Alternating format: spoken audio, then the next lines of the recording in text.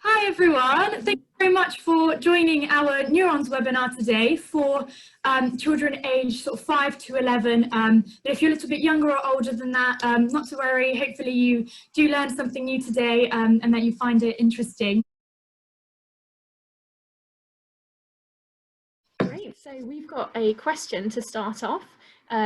So this question is, we only use 10% of our brain. Is this true or is this false? So if you've got your phone or iPad or something there, hit the blue button for true or the red button for false. And if you don't have another device, that's completely fine. Just have some paper and a pen and you can just jot down what you think. And then you can see at the end how many questions you got right. Yeah, so it will give you, for all the questions, it will give you a maximum of 60 seconds to answer.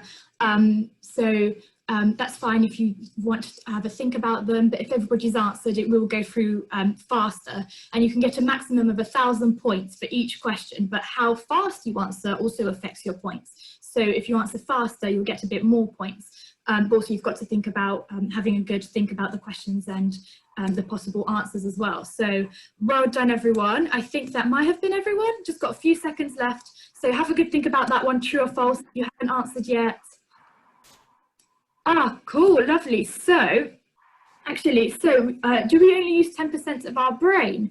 No, that's false, actually. That is not true. So that's something that we like to call a neuro myth, which are kind of misunderstandings or misinterpretations of sort of different brain facts. So actually, we use the whole of our brain in everything we do. We don't only use 10% of our brain. So that's an example of a neuro myth, and there are loads of them out there. That's why neuroscience is really important, to help us understand the brain a bit better and hopefully to get rid of neuromyths. Lovely, so here is our scoreboard. So you will get a scoreboard like this after each question. Oh, well done guys. Lovely, we've got Rooster in first place to start with, and then that's Tom and Mr. Bean, that's a cool nickname. Duke Skywalker, Freya, well done guys. Cool, so this is our next question, and it is, the brain looks a bit like which nut? So again, to get us thinking a bit about the brain and what it looks like before we really get into it, and obviously to help us get the hang of Kahoot, but it seems like you guys know how to use it. And again, the game pin is down here, just in case you can't see it, on the bottom left.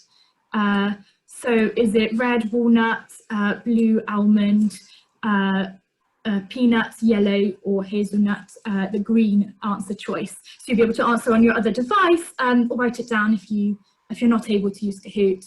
Well done everyone, getting all your answers in. Hopefully that shouldn't be too difficult for you. Really look at the shapes of the walnuts.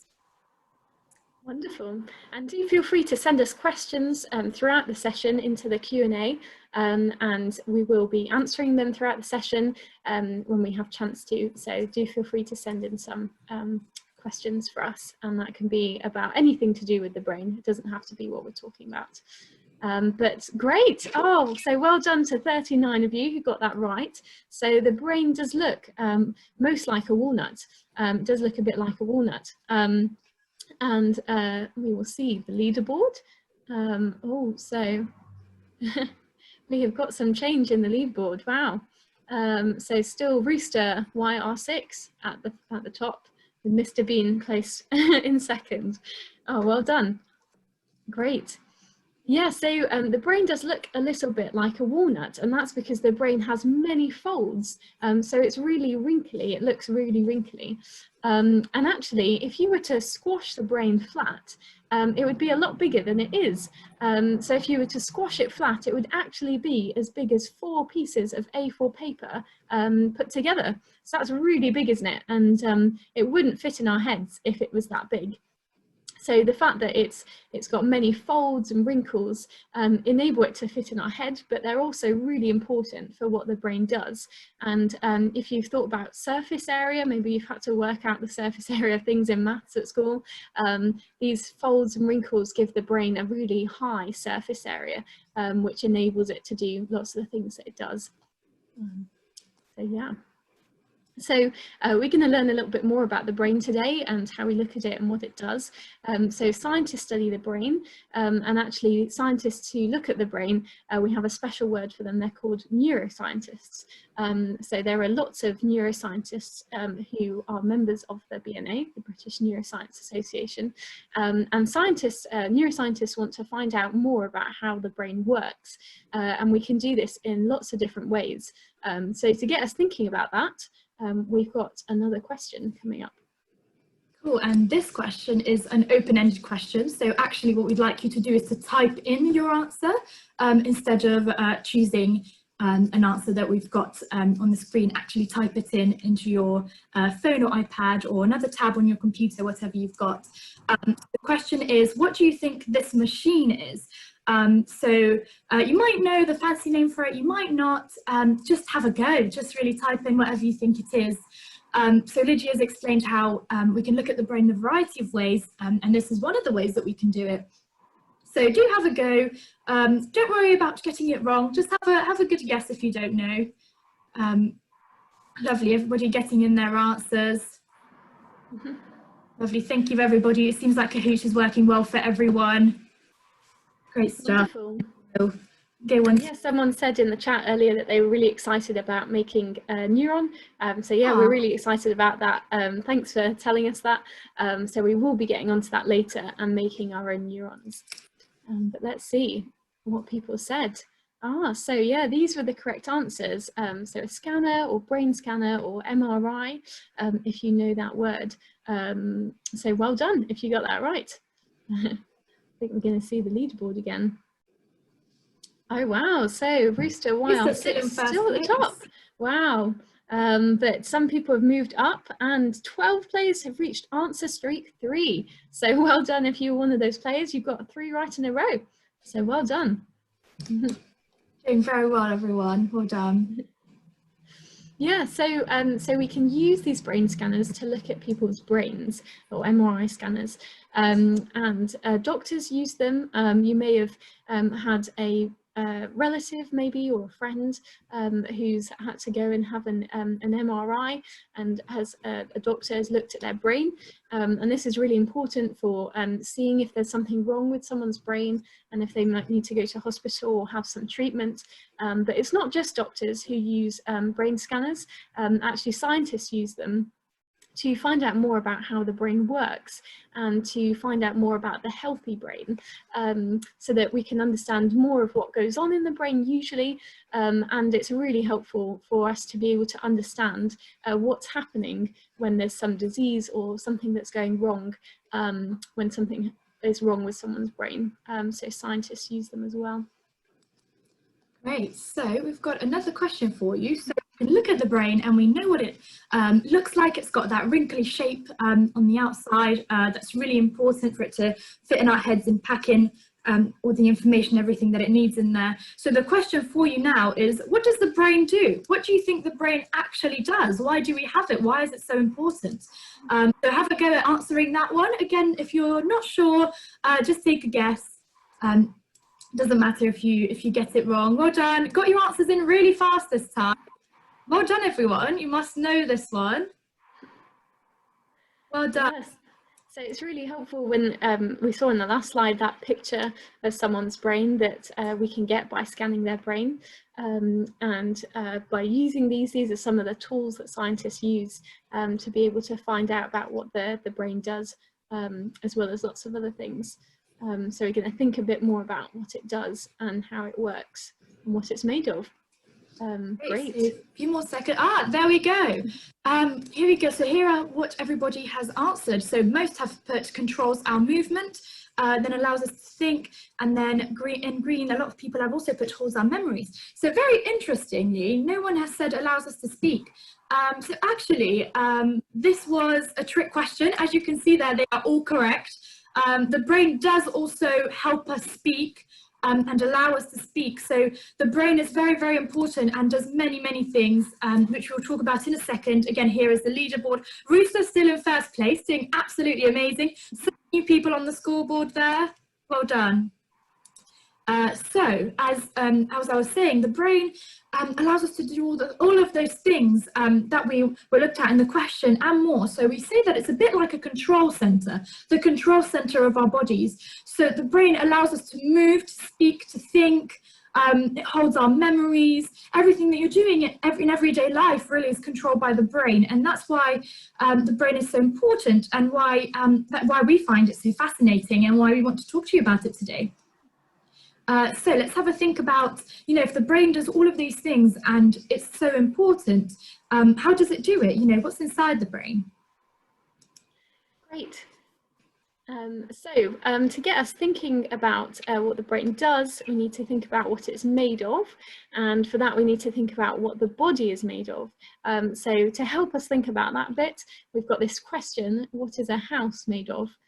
So just to have a little think, sometimes helps us to have a little bit of a comparison of different things to learn about new subjects. So what do you think a house is made of, and particularly this house? Because houses can be made of lots of different things, but what's this house made of? And great, we've got 33 answers, 35. Great, well done for getting your answers in, guys. And at the end, we will be revealing who's the overall winner. But well done, really good answering. Well done. So remember to type in your answer this time, but well done, everyone's getting their choices in. Yeah. A few more seconds if you haven't already answered. Great. Oh, well, this is really great, and we're going to be thinking about what it's made of, and then even making a neuron later on. Wonderful. Yeah. So this, so the correct answer was bricks. So houses usually are made of bricks, and this house was made of bricks. If we go on to the next slide, oh, here's our leaderboard again. Oh, we've got some change. Oh, new person in first place. Wow, well done. Doing lovely. It's changed quite a lot, the scoreboard, hasn't it? Wow. Great, so keep getting in your answers and we'll see if it changes again. Right, so yeah, we were thinking that a house is made of bricks, and so bricks are the building blocks of a house, and our bodies are also made of building blocks, and these building blocks are called cells. So you may have learnt about cells in school, some of you may not have learnt about cells yet.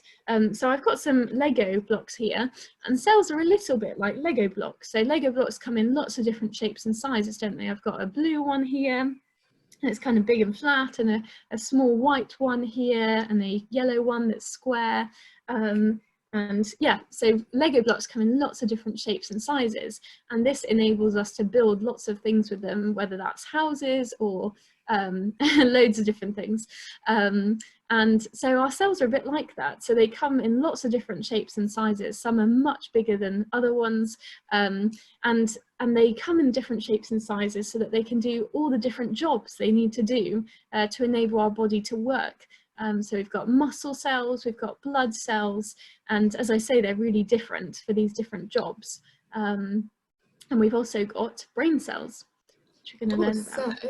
Yeah, so let's have a look at that now. So which type of cell is the brain made of? We have said that these are brain cells. So just like the rest of our body, the brain is also made of cells, but of these special type of cells, and they are called neurons. This is what a neuron looks like, bit of a cartoon version there in the middle, but actually on the bottom, those are actually real neurons that are seen in the brain. As well. So there are lots of these in our brain. So there are actually 86 billion neurons in our brains. They're very small. And as Lydia said, the brain has got all of these wrinkles. And actually, if it was spread flat, it would be very, very big. So the brain has got all those wrinkles so that it can be bunched up in our heads, and so that it can contain all of these neurons so that it can do all of its important functions. Yeah, so as Elena said, neurons are really, really small, so we need microscopes to be able to see them. So you may have used a microscope in school, maybe not. Microscopes are a bit like magnifying glasses in that they make things appear bigger so that we can see them, see things that are really small. And scientists have lots of different types of microscopes. to look at things in different ways, but we need to use microscopes to look at neurons. So when you see a picture of a neuron online, that would have been taken through a microscope. But for our next question, we're trying to get you to think, how small actually is a neuron? So we know that they are small and we need microscopes to be able to see them, but how small do you think they are? And particularly, how thin do you think they are? So in red, are they the same thickness as a human hair? In yellow, as thin as a phone charger wire. In blue, 3 times thinner than a human hair. Or in green, as thin as a paperclip. So we've got a picture of a neuron on the slide, so you can see a little bit of what it looks like. That's an actual photo of a neuron, and then on the right is a human hair.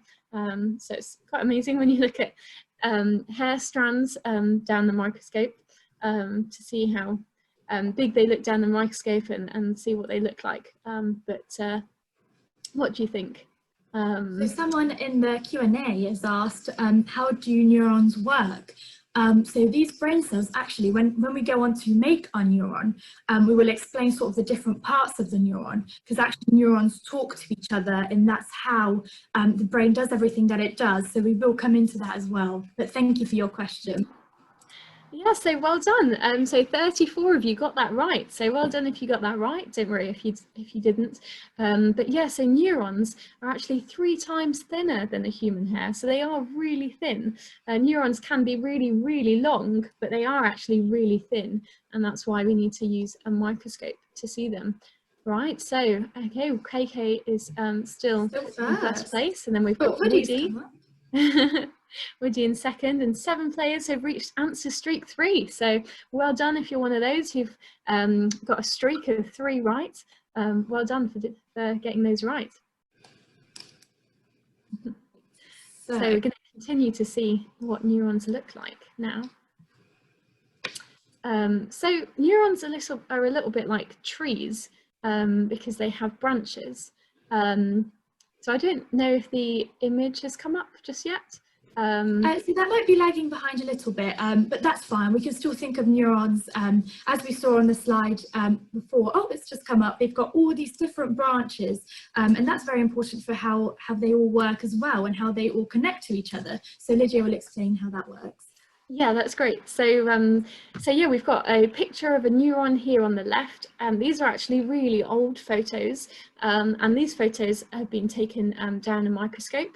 So this is a neuron on the left, and you can see that it has what look like branches, kind of like, yeah, branches on a tree, or kind of like roots. They've got these branches coming out, and these are really important.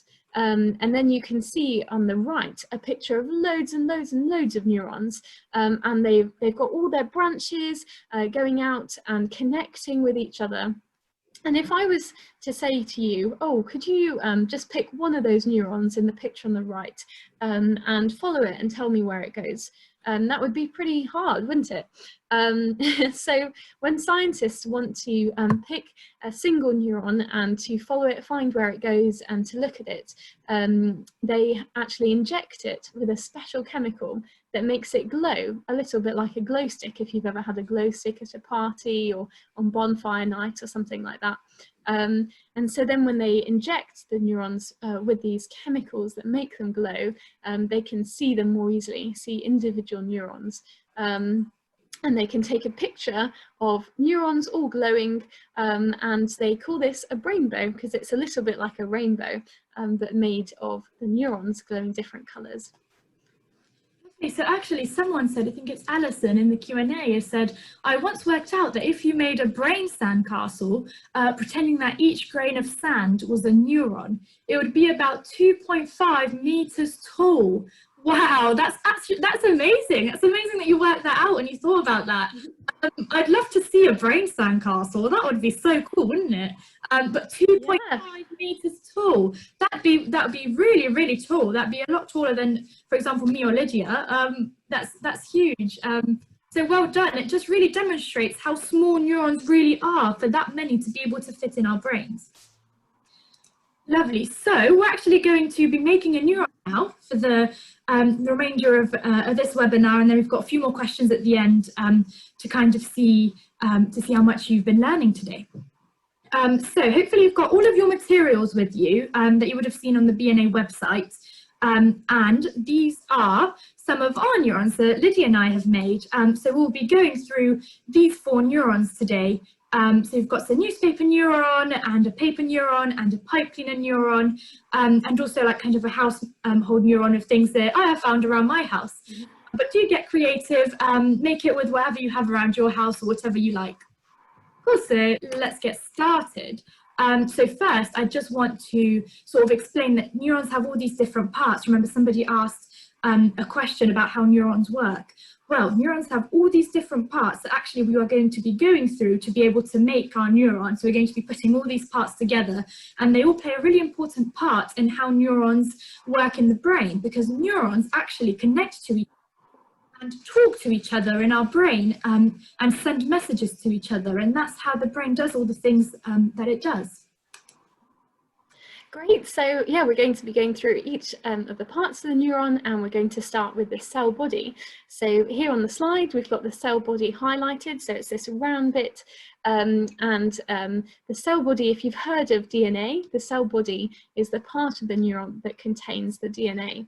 And you can think of it a bit like the head of the neuron, and it tells the rest of the neuron what to do. So let's make a cell body together. So if you've got your materials, let's get them together. So on the next slide you can see our neurons that we've made, and the cell body is highlighted. So I'm going to be making a neuron out of tissue paper and another neuron out of newspaper to show you how to do this. So if you're going to make a neuron out of tissue paper, get a little square of tissue paper like this. You can have any colour that you like, and then you need to get some cotton wool. So hopefully you have some of this with you. So just get some cotton wool. You might want to just fluff it up a little bit, and put it in the middle of the tissue paper, just like that. And then you want to wrap the tissue paper around it,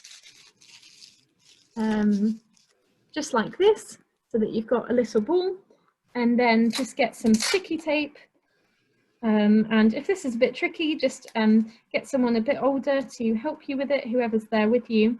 So then just get some sticky tape, and stick the sticky tape on the tissue paper to secure it. So there we are, you've got your cell body made out of tissue paper. And if you're making a neuron out of newspaper, it's really easy, just get some newspaper and scrunch it up into a ball, just like this. Scrunch it really hard so that you make it a nice small ball like that. And you could leave it like that, or if you feel it's kind of going to come undone, you could get a bit of sticky tape, and again just put some sticky tape over it, so that it's nice and secure. And now Elaine is going to explain how to make cell bodies for the other neurons. Great, so I will be explaining how to make the other 2 neurons. In the meantime, before I do that, we've got some really, really interesting questions in the Q&A that I think everybody would like answered, really. And somebody is asking, how do you put a neuron under a microscope if it's in the brain? So actually, when we put something under a microscope to be able to see it, it needs to be very, very thin. So actually, when the brain is inside a person, we might use brain scanning, but actually some people, just like you can choose to donate an organ maybe after you pass away, some people after they pass away choose to donate their brains to science. And actually that's really, really wonderful, because then scientists can look at the brain and we can study it so that we can know sort of what it looks like, and if it's unhealthy, if it's healthy, how it functions. So then we can come up with medicines and other things to help treat other people. So what you would do with the brain is actually you'd take a very, very small thin sample from the brain, and then you'd put it under the microscope to be able to look at it, because to see something in a microscope you need this very thin sample. So I hope that answers your question. And we've got here, oh, loads of other questions. Well done. So again, how do we take a neuron from the brain? So Again, that's sort of the same question there. So if we wanted to look at the brain as a whole inside the person, we would use a brain scanner of some sort. There are different types. If we wanted to look at specific neurons, we would need the small, thin samples. So what we would do is actually, when the brain is not inside the head, say after somebody has passed away and decided to donate their brain to science, then we might get a small, thin sample cut of the brain, and then you'd look at it under a microscope and you'd see the neurons. There we go. So I hope that answers your questions. And we've got loads of really lovely questions there, so I'll answer some more in a minute. So first I'll show you how to make the household neuron. So that second neuron there, for the cell body, actually you just need kind of a round item, anything you've got around the house. So that's actually a body cream tub. I've got here another little tub that I'm going to use for my cell body that I'll be making today. So actually, if you've already got a tub like this that's all round and circular, no need to do anything to it. If you're making the household neuron, just make sure you've got it so we can then attach other bits to it to make the rest of the neuron. So remember, the cell body is really important because it's kind of like the control center of the neuron. So that's where it's got all the DNA and things like that of the neuron. If we're making the pipe cleaner neuron, what you're going to want to do is grab your long pipe cleaner. So I've got a long light blue pipe cleaner here, and what I'm going to do is get one end and start sort of spiraling it, twisting it inwards like this, into a little ball at one end. And actually, you don't want to do that with the whole of your long pipe cleaner. You want to leave a little bit sticking down, and we will explain of that in a minute. So that's my pipe cleaner neuron cell body at the top here, this rounded bit. Lovely. So let's go on to the next part of the neuron, which is the axon. So as you can see, the axon is that really long part of the neuron that comes out of the cell body. So that's really important because we know, remember we said that neurons talk to each other and send messages to each other. And the axon is really important from getting that message from one side of the neuron to another side of the neuron. So the message travels through the axon. So let's make an axon, or let's add it to our cell body. Yeah, great. So if you are making a neuron out of tissue paper, grab some tissue paper, a bit like this. Again, you can use whatever colour you'd like. And what you need to do is just start with a corner. You might want to actually fold your tissue paper in half, just to make it a bit more, a bit tougher, so it's less likely to break. And what you want to do is start with a corner and just start twisting it. So like I'm doing here, just twisting the tissue paper all the way along, just like this. And you want to, keep twisting. Once you get to the end, don't twist all the way to the end. You want to leave a little bit at the end. So I'm just going to twist that and show you. And you can do it slower than I'm doing it. You can make it really neat. I'm just doing it to be quick. But once you've got to the end, leave this bit at the end, because we're going to do something with that. So that is your axon made out of tissue paper. And once you've made your axon out of tissue paper, get the end, the top end like this, and you want to secure it to your cell body. So again, get a bit of sticky tape. You might want someone a bit older to help you with this if it's a bit tricky. But get a bit of sticky tape and just secure it, just like that. Secure the axon to the cell body. There we are. And then if you're making a neuron out of newspaper, get a big strip of newspaper. And again, we're going to do a similar thing with the newspaper. But a bit more kind of scrunching it. So you can sort of roll it up. You just want to make a tube, basically. And then again, you can twist it like we did with the tissue paper. So once you've got something that's a rough sort of tube, you can twist it all the way along. Again, you can be neater than I am here. And once again, once you get to the end, leave that bit at the end, because we're going to do something with that in a minute. So keep twisting and then leave this bit at the end. And here we are, we've got a newspaper axon. And then get some sticky tape and secure it to your cell body. My cell body is a bit small for my axon, actually. Might want to add some more newspaper to my cell body, but you can make it however big you want. So there we are. And Elena's going to explain the next neurons. Lovely, so I will be showing you how to make the axon for the other neurons. I am first going to answer some questions. Lots of interesting questions coming through. Thank you very much, everyone. So somebody asked, what happens if a neuron breaks? What an interesting question. So actually, so neurons, you know, don't physically break, but they can be sort of broken down by different processes in your brain. So if that neuron, for example, is unhealthy, maybe the brain will, lots of different things will happen, and the neuron will get broken down into lots of different parts. And then those different parts could be reused and recycled in the brain to make new cells. So if we lose one neuron, that's not so much of a problem. Of course, if lots of neurons are removed or broken down, then maybe we can see some loss of function, maybe struggle to speak or struggle to move. But that's what happens when a neuron gets broken down by the brain. Its parts are then reused to make other things and other cells. How do neurons talk to each other is another question. So neurons are connected and they talk to each other so they've got these junctions between neurons, and one neuron will actually send something called a neurotransmitter.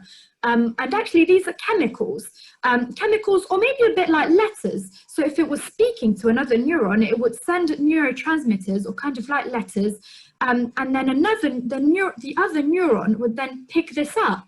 So to pick up this message, these chemicals, and it would then understand what the message traveling through the neuron before it was saying. So this neuron would then also carry on that message and pass it on through these chemicals to the next neuron. So I hope that answers your question. It's very interesting to think about that. So I'm glad you asked that. We'll actually be talking more about that in our next neuron, which is next webinar, which is called neuronal communication. So we'll be focusing a lot on that topic. So do join us for that webinar if you want to find out more about how that works, and have a fun activity to do with that as well. Yeah, yes, please, yes, do join us. And another really interesting question is, how does a neuron look inside? So inside of a neuron, there are loads of different proteins and these things called organelles. So just like in our body, we've got organs, we've got our liver and our heart, and loads of different important things within our body. Inside the neuron, there are these organelles, lots of different little parts that all do different things to help the neuron function. And inside the neuron, there is also the cytoskeleton. So just like we've got a skeleton inside us to help keep our shape, you know, we've got the bones inside our arms that are part of the skeleton. Inside the neuron, there is also something called a cytoskeleton, which is very similar. It keeps the shape of the neuron that it needs to have. So I hope that answers your question. But yeah, thank you for asking that. Cool, so let's make the axon of the household neuron. So remember, we've got the cell body, which is this tub. And actually, you just kind of need a long tube for the axon. So what I've got here is a pencil holder. And what you're going to do is you want to attach your cell body to your axon, just using some tape. Or maybe, I'm not sure if it'll glue, but feel free to try out whatever you like and make it however you like. So I've got some tape here, and actually you're probably going to need a lot more than one piece of tape, but I'm just going to tape the back of it here so that it all stays together. So you probably need a little bit more to make it stand very well in there. But that's how we make the axon for the household neuron. And then we have got the pipe cleaner neuron. And remember we had this sort of rounded part here as the cell body. Well, actually the bit hanging down that we left before, that is our axon. So not much more we need to do to that one just yet. And remember, the axon is so important from getting that message across from one side of the neuron to the other. So well done, everyone. Great, so we're moving on to the next part of our neuron, which is the dendrites, or dendrite for just one. So remember earlier we had the pictures of the neurons taken from under a microscope, and I said that it looked like the neurons had branches or kind of like roots. So these are the dendrites that you can see. that look like branches, and the dendrites help a neuron to hear messages or to receive messages from other neurons. So Elena mentioned earlier that it's really important for neurons to be able to talk to each other and send messages to each other, and that the message travels along the axon. Well, the message is heard using the dendrites, so they're a little bit like the neuron's ears. So we are going to add dendrites to our neurons. So you can, if you're making a neuron out of tissue paper or newspaper, get a box of cotton wool buds, something like this, and you might want someone a bit older to help you with this if you need some help. So get a cotton wool bud and just cut it in half with some scissors. And you can do that for several, as many as you want. And then what you're going to do once you've cut the cotton wool buds in half, I've got my tissue paper neuron over here, is just to put them on the cell body and get some sticky tape and just stick them on using sticky tape. So this might be a little bit fiddly, so you might want a little bit of help to do this.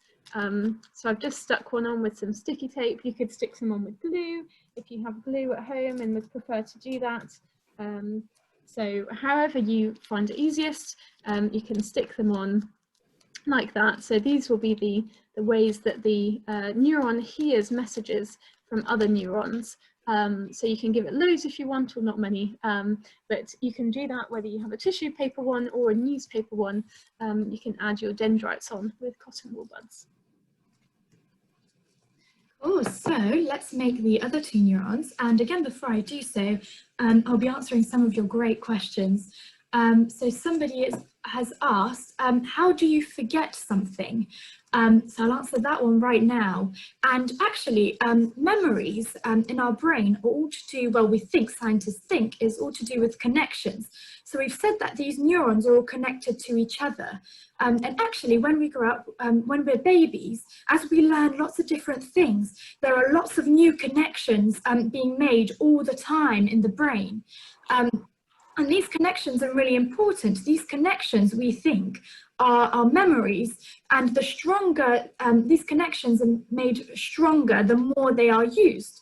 And those form our memories. And how we forget things really is that obviously connections can be made stronger, but connections can also be made weaker or removed. And that's how we forget things. And actually it's really useful sometimes to forget things, forget any information that we may have learned that isn't important or doesn't help us, so that we've got lots of other connections that are being made stronger for things that are important and memories we do need to remember. And actually people can have memories from sort of traumatic events and things that they simply can't forget. And that's also a very interesting area for scientists to look into. And there are lots of different treatments that people can go through to sort of forget any memories that may be unpleasant. But that's how we forget. It's all about making connections stronger to remember things, and making memories and making them weaker or removing things, the connection between neurons to forget. So I hope that answers your question. I think somebody did ask how many neurons are there in the brain? So there are actually 86 billion neurons in the brain. So that's a really big number, isn't it? And again, that's why our brain has all these wrinkles, so that it can fit all those neurons in there. Cool, so let's make the neuron, the household neuron. So remember we are adding dendrites. Remember I had kind of the cell body here and the axon of my household neuron. So for dendrites, I have got anything kind of long and thin will do. So I've got some pens. And what I'm going to do is I am going to sellotape them to the back of my cell body, so they kind of look like this. Just sellotape them to the back there. Again, you might need to use a little bit more tape than I have to really keep it together. But anything you've got around the house will do. And remember, the dendrites are so important for hearing messages from other neurons. So that the message can then be passed on down the neuron. Lovely, and we've got the pipe cleaner neuron, remember? So we've got our cell body and our axon, and we're going to add some dendrites by getting our smaller pipe cleaners and feeding them through like this through the cell body, and then at the top, lovely, and then we're just going to twist there, and then spread these ones apart. There we go. So then you've got 2 dendrites. You might want to do that again and again, however many dendrites you want to give your neuron. So I'm going to do one more, and again, there we go. So that kind of looks like it's got 4 dendrites, hasn't it? Lovely. So let's move on to the next part of the neuron, which is the axon terminal. So the axon terminal at the end of the neuron is kind of like the mouth of the neuron. So that's the part that transmits messages so other neurons can hear them with their dendrites. So it's right at the end there, it's at the end of the axon, so the message goes through the neuron and to the axon terminal, where it can then speak and transmit that message to other neurons. So let's add that bit as well. Lydia will show you how to do the newspaper and tissue paper neuron.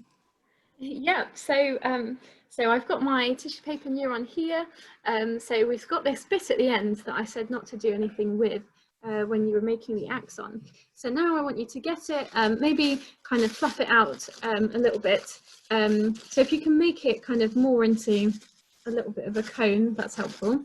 But just get your pair of scissors, and you want to just kind of cut strips. So if you can see what I'm doing, I'm just cutting strips just like this, all the way round that bit of tissue paper that's still left. So again, if this is a bit tricky for you, if you need some help, do ask someone who's there with you, who's a bit older, to help you, and then you can sort of fluff them out, and there we are. I've got my axon terminals there, and it's the same thing with the newspaper neuron. So we've got a big bit here with the newspaper neuron. So once again, I'm just going to get my scissors and again cut like that. So don't cut them right to the end so that they fall off. You just want to cut them enough so that they make little strips, and do ask for some help with that if you need it. And you can carry on doing that, and if you want to, you can even decorate the ends with some pom-poms. So I've got a whole box of pom-poms here.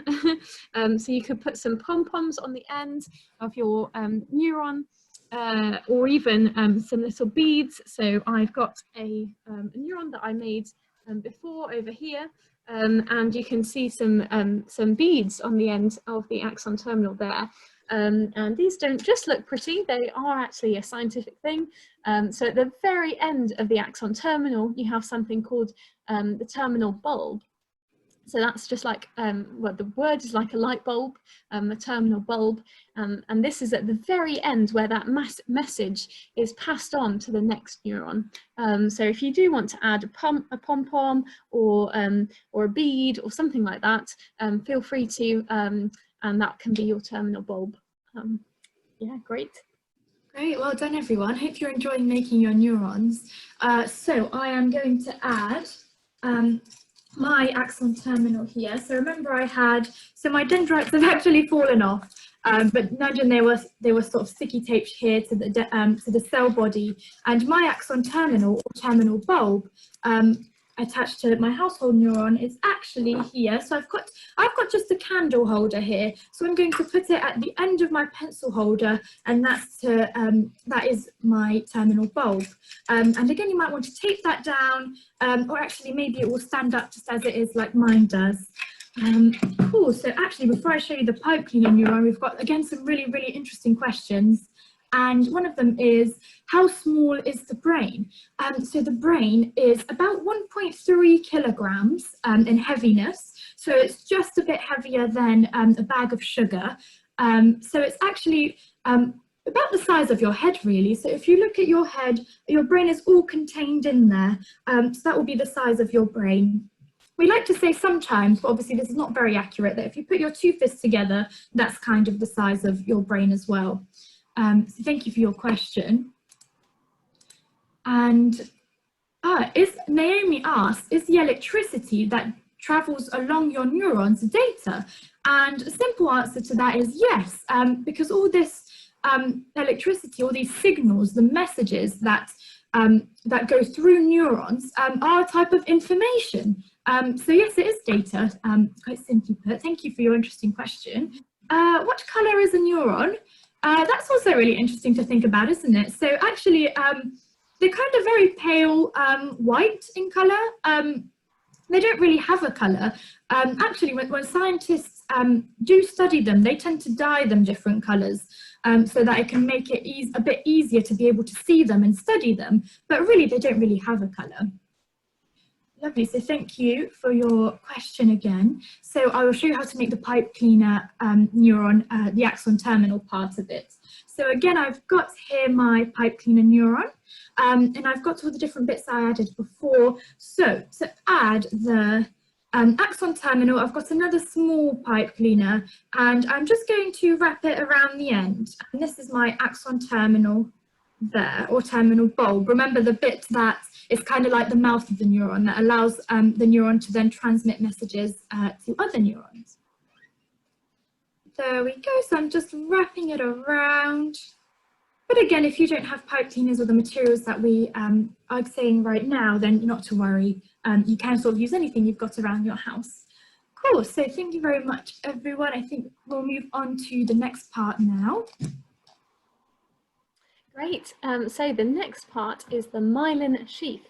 And this is an interesting word, myelin sheath. Can be a bit difficult to say. Scientists have lots of interesting words for different parts of things in the body. And the myelin sheath has a really important job. It wraps around the axon, so you can see on the slide, it is wrapped around the axon, and it helps the message to travel faster along the axon. So when, if there wasn't a myelin sheath, then the message would travel a lot slower, but because of the myelin sheath, the message can travel really quickly all the way along the axon to the end, to the axon terminal. So we are going to add a myelin sheath to our neurons. For this, you can use some wool. I've got a ball of nice coloured wool here, but you could also use string or twine, something that's bendy like that. So I've got my tissue paper neuron here, and I'm just going to cut a strip of wool. There we are. And then get your wool, and you might need a bit of help for this. It might be a little bit difficult to do. So get your wool and just tie it around the top of the neuron here. So you can see I'm just tying it at the top near the cell body, like that. And then what you want to do is just wrap it all the way around the axon. So just like this, just wrap it all the way around. And keep doing that, and I'm just going to do it quickly to show you, but you can take your time. And once you get to the end, then just tie it again. Again, you might want a little bit of help. So you can just tie it once you've got to the end, and then cut off any bit that's left at the end. And there we are, you have a myelin sheath for your neuron to help the message to travel really quickly all the way to the axon terminal. And you can do the same thing with your newspaper neuron, with wool, string, twine, whatever you have to use. Lovely. So before I get into the household neuron and the pipe cleaner neuron, again, let's have a look at these cool questions. So I'm very impressed with the questions you're coming up with. You're really having a think about, really deeply about how the brain works. So it's really interesting. And Naomi asks, at what tempo, that's my neuron coming apart there, should I use a bit more tape? So yeah, do make sure you secure it all together really well. But yes, Naomi asks, at what time in your life do you start getting neurons developed in your brain? So really, as soon as you are, when you're in your mother's womb, when you're a very small baby, before you're born, the neurons are already starting to be developed in your brain. And actually, even after you are born, when you're about 9 months old, that's about as many neurons as you have then are about as many as you will have all through your adult life as well. So neurons start developing very, very, very, very early on. And actually, when we grow and learn new things, it's all these connections between neurons that really change in your brain rather than the number of neurons.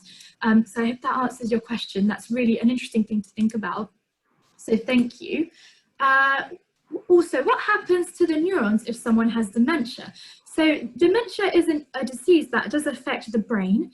So in different brain areas, because of dementia, neurons there might get damaged or stop working and functioning properly, or even dies. And that's why people with dementia may have, for example, problems with memory and other things. So that's what happens to the neurons. They stop functioning or may get removed or they may die. Thank you for your question. Can you touch your brain?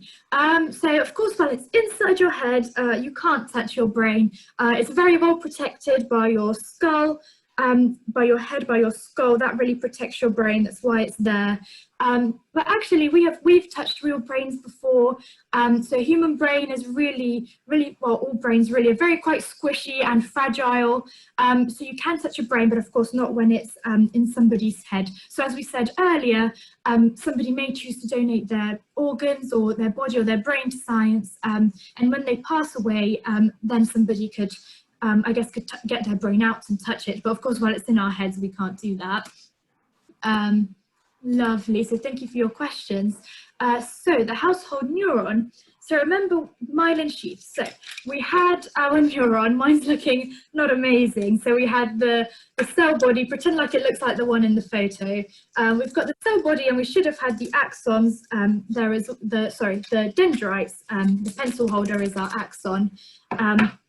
And I'm actually going to grab, so you can use some string or a shoelace, anything like that. I've got some twine here. So what I'm going to do is stick it sort of to the end here and then wrap it around the pencil holder, wrap it around the axon. Because remember, that's what the myelin sheath does. It wraps around and insulates, it protects the axon and makes messages travel faster along the axon. So again, let's do that with our pipe cleaner neuron. Here it is. Remember, we've got all the different parts that we made before, and we're going to get another small pipe cleaner and add it here. Again, just wrap it around, just like we have with the other neurons.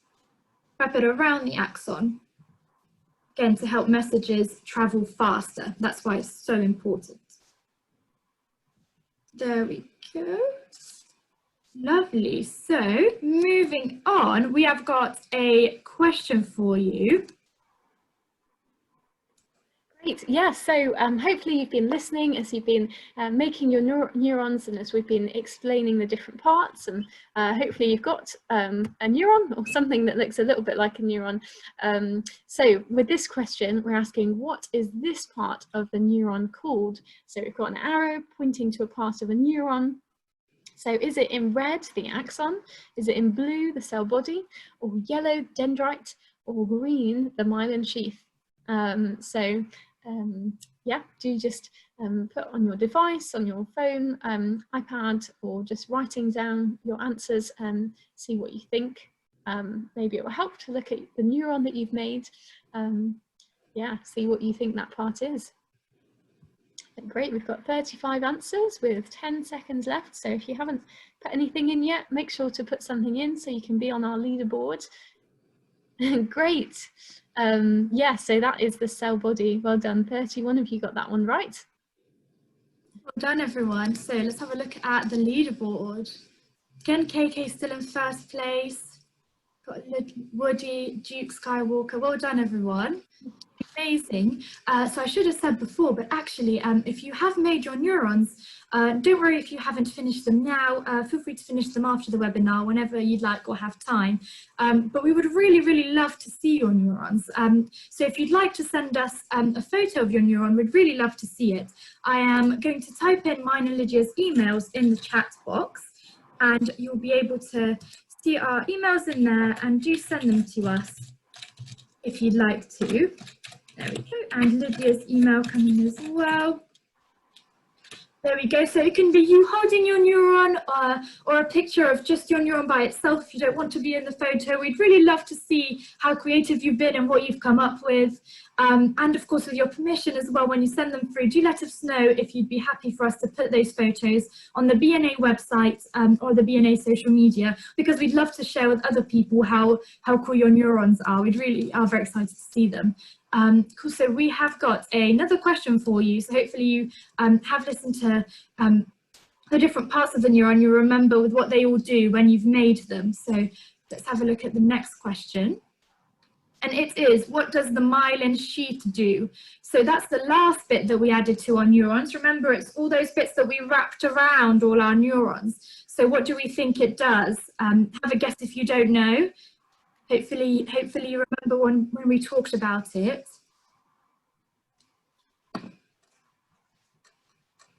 Great. Yeah, and we've got some more questions while you're answering that. So Maxime asked, do neurons work when we sleep, and what do they do? So yeah, neurons absolutely do work when we sleep. So when we sleep, our brain doesn't switch off. We still need our brain to be working, and we're still thinking in some ways. Well, we are thinking, and when we have dreams, often that's our brain really processing what we've seen and experienced during the day, and we still need to have our brain to control things like our breathing rate and things like that to keep us alive. So our brain, the neurons in our brain are active while we're sleeping. But yeah, well done. Sorry. So I was just going to say how when we sleep, actually all of our memories, again, like Lydia was saying, all of our memories and everything that we've learned and seen during the day gets consolidated. All of our memories, all those connections grow stronger when we sleep. So that's why sleep is so important, because it helps to consolidate all the memories and everything that we've learned in the day. So that's why it's important to get a good night's sleep and enough sleep. Yeah, and well done to 29 of you who got that question right about what does the myelin sheath do. So yeah, it makes messages travel faster along the axon. And so I've got my newspaper neuron here with the yellow myelin sheath. And yeah, we were saying about how it's so important to have the myelin sheath, because it helps the message to travel quickly all the way down to the axon terminal. Cool, so we've got, before we move on to the leaderboard, we've got a really interesting question from Melissa, and it says, octopuses don't have bone or muscle or a brain, so do they have neurons?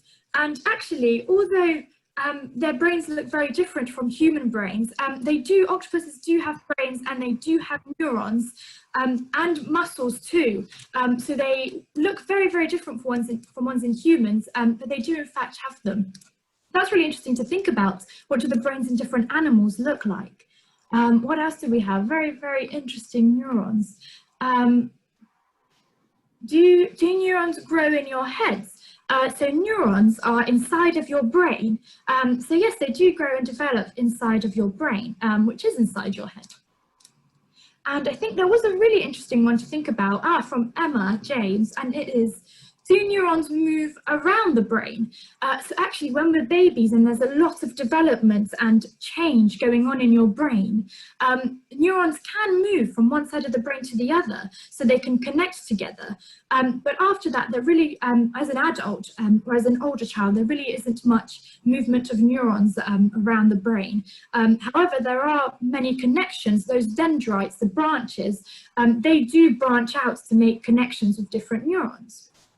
So again, that's really interesting to think about. Lovely. So we have got, oh, actually, let's show you the leaderboard. I'm sure you're interested to see. Wow, Woody coming into first place. Well done. And we've got 5 players to sit answer streak of 8. That's amazing. Well done. Well. Yeah, and if we haven't had the chance to answer your question in the session, we're really sorry, and do please email us your questions, because these are just amazing questions, and it's so interesting to see what you're thinking about. And at the BNA we have lots of members who are neuroscientists, so they do research on the brain and find out more about how it works. So even if we can't answer your question, we can pass it on to someone who's actually looking at the brain as their job, and we can see what they think. So do email us your questions if they don't get answered. But we've got our final question now. Yes, we've got the final question, but we will have a final leaderboard right at the end after the summary. So we'll see then the podium with third, second and first place. But cool, for our final question.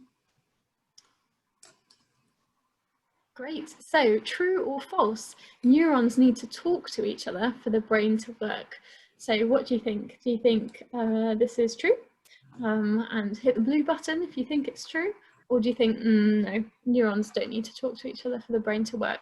And you could click the red button for false on your phone or iPad, or just jot down your answer. And soon we'll be finishing and you can see how many answers you got right if you're writing them down on a piece of paper. But well done. You're doing really well today. Well done, everyone. Yeah, you have been doing amazing on the questions. We are very impressed with how many points you've all been getting. And questions as well. It's really, really interesting to think about how the brain works. So I'm really glad that you've all had a really sort of good think about lots of different aspects of neurons and how they work inside the brain, and even, you know, how neurons even connect together. That's really, really interesting to think about. So somebody has said that if the neuron communicates, if we think that neurons communicate, and yes, we do. Neuroscientists do think that neurons communicate together and send messages to each other, and that's how the brain works. So yes, we do think that that's how neurons work. Wow, lots of different questions there. And again, if we haven't had the chance to answer them today, sorry about that, but you can email us your questions if you'd like that, and we can answer you through email after the session. So well done, everyone.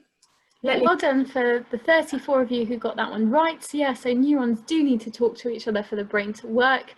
As we said earlier, that's really important. And I've got my tissue paper neuron here, and we've learned about all the different parts of the neuron and how they work together to enable the neuron to talk to other neurons and hear messages from other neurons, and how that's really important for the brain to work. Oh, well done, everyone. So here is our leaderboard. Remember, we'll have a final leaderboard right at the end with a podium. So for now, let's go on to our summary and what we've learned today. But I do have a little bit of time to answer some more of your questions because they're so interesting. And there is definitely a question that I saw, which is how fast do neurons send messages to each other?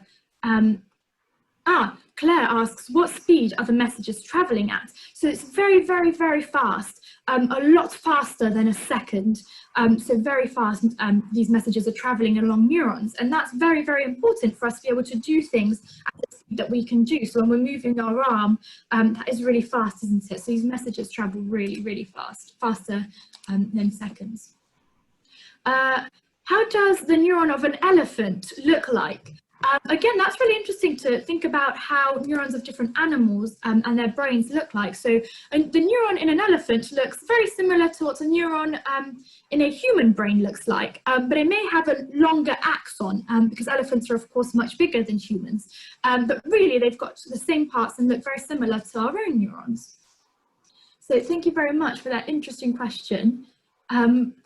What do dendrites do? Remember, the dendrites are those branches, these bits here, and they branch out and connect to other neurons. So the dendrites are kind of like the ears of the neuron. So they are the parts that hear messages from other neurons. Cool, so let's summarize what we've learned today. And we've talked about what the brain does. We've said that it's like a control center. It allows us to do everything that we do, to move, to speak, and to think. And our brain, just like our body, is made of cells. But in the brain specifically, there are these particular specialized cells called neurons. And we've made them today. Again, we really can't wait to see them. Please do email a photo to us if you'd like to. We'd really love to see them. And these neurons, as we've made today, have all of these different parts to them that are really important in helping them transmit messages to one another for the brain to be able to do everything that it does. Lovely. So let's have a look at the podium. Lovely. So we've got in third place, Clarice. In second place, Duke Skywalker. And in first place, Spotlight, is Woody. Woo! Look at all those points. Wow, that's Well absolutely done to Woody. That's absolutely amazing, everyone. Well done.